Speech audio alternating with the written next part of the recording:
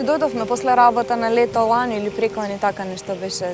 Сега што е недопреното, тука има секогаш излетници, нагоре можеш да се тргнеш на страна малку со природата, да се поврзеш, да си подишеш со сонцето. И кога стигнавме горе, тоа беше течеше кафеаво, земја течеше наместо чиста вода, а обично е чиста водата, нема нешто што ја загадува. И како што се качивме горе, имаше никната нова зграда. Имаше израмнето багери насекаде. Така, ми дојде како голем шок.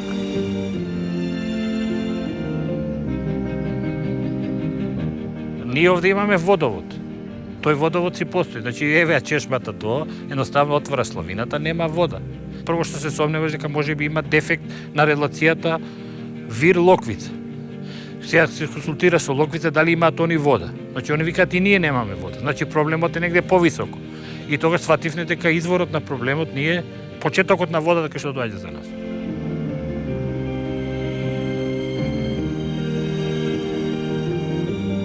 Брајчинска река, полна со риба беше. Се шетаме со друга, имаше 7 години. Дојдоме до едно вирче, не беше ни многу големо. Полно беше со рибчина, и мали имаше и големи. А сега нема. Реките се крвотокот на природата. Го оформуваат релјефот, го хранат биодиверзитетот, ја прочистуваат водата што ја пиеме и ја збогатуваат почвата. Реките жуборат со живот. Реките значат живот.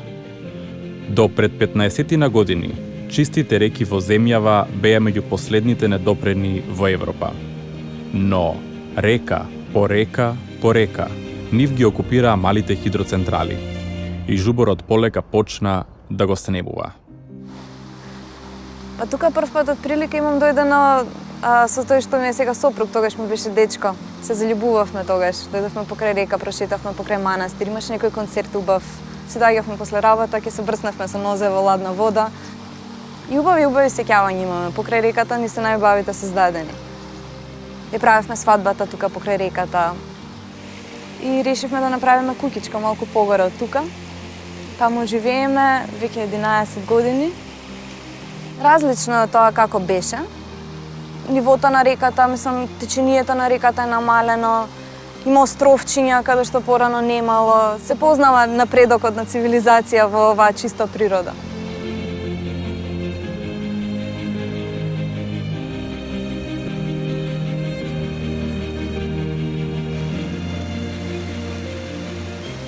Ова се изворите на Крапска река, а ова е зафат за водоснабдување на селата Локвица и Вир, кој е направен во времето на Југославија со помош на ЈНА за задоволување на потребите и на селото и на земјоделската задруга што се формираше во тоа време.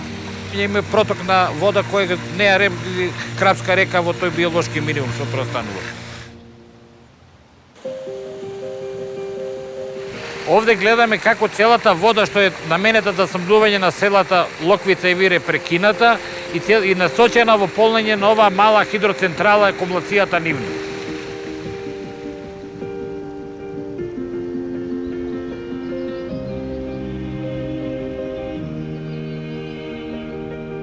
Кога се правеше таа брана и кога се правеше таа акумулација, ние како местно население апсолутно не бевме ни информирани ни консултирани.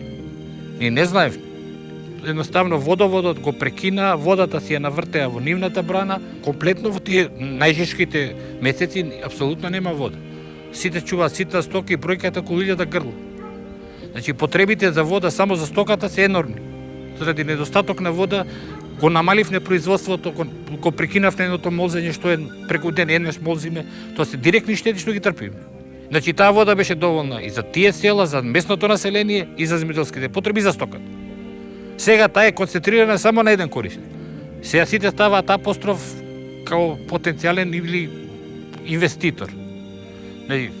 Може би тоа е инвеститор, може би од голем калибар инвеститор, него и овие 5 фарми што се, значи во овие 2 села и тие се инвеститори.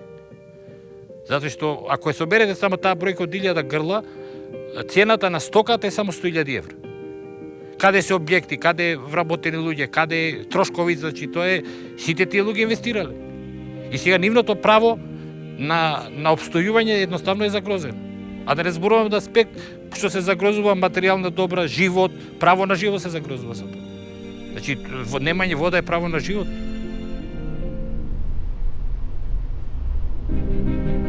денеска се вршише обука за мониторинг на ренџерите во Националниот парк, да се измери колкава е популацијата. Се зема должина од 100 метри, се фаќаат сите риби, се бројат колку се прави старосна структура, се вагаат и се бери тежина и должина.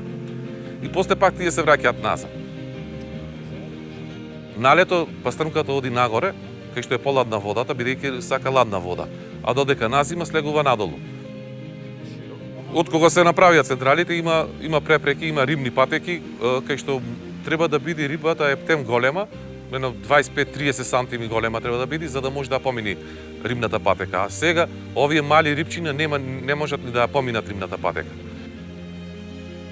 Природата има разни растенија, животни кои инсекти, пеперутки, сите видови ги има тука. Има и промена дури на крајбрежната вегетација.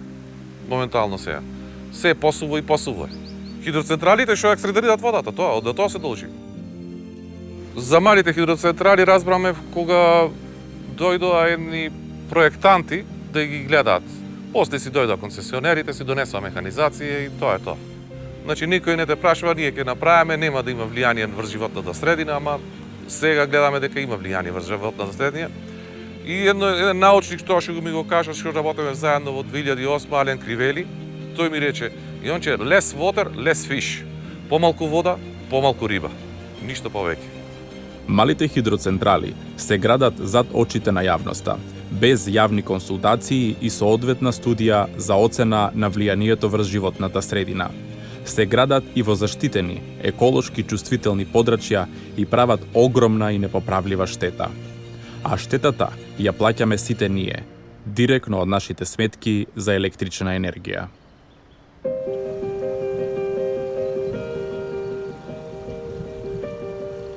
Роден сум во Врајчино, 14 години работев како ренџер во Националниот парк.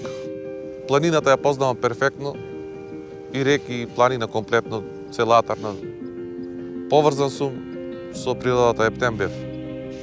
И бев многу среќен. И после 50 години решив да заминам. Значи, овие се така наречени бебиња кои се дел од водовод и служат за полевање на земјиштето. Овие површини се обработува и ова беше во функција на таа обработка. Сега се догледа дека нема недостаток на вода, све е запустено и ова све пропаѓа. Се не знам што да кажам друго, е тоа. Откако дознавме што се случува и веќе изградена градба дека има, слушнавме дека имало протести кога почнало да се гради тоа. Ми влеја тоа некоја надеж дека можеби нешто ќе се направи во врска со тоа, затоа што не знам јас која е разликата голема, не сум стручна да го кажам која е разликата во природата што се направило, можам само да го осетам од едно место што било природа, нешто станало сосема енергетски не во ред. Не знам како се исплати тоа, за кој било. И употребија сите мерки на притисок за да не дојдат луѓето тука. Но не е се безнадежно. Понекогаш отпорот на граѓаните и граѓанските организации вродува со плод. Во 2019 година, хидроцентралите Жировница 5 и 6, кои се наоѓаат во Националниот парк Маврово, ги изгубија дозволите за градба. Реката Жировница се уште тече слободно и му дава живот на паркот.